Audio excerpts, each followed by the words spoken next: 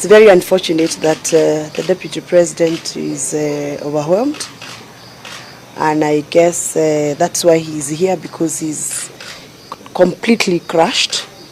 We've not been able to have any conversation with him or even to see him properly, because we came in when the doctors were at it, and therefore we may not be able to talk about his medical status right now. But I'm sure you have heard from even the people who saw him come in.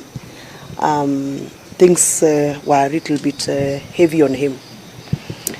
Yeah, so we just came here to just support the family and support his workers, his support staff. They are really crushed, and we are hoping and praying that he's going to come out of it. You don't sit in the Senate, but you've just seen what has happened in the Senate. Maybe a sentiment on this as the Deputy President is still in this facility.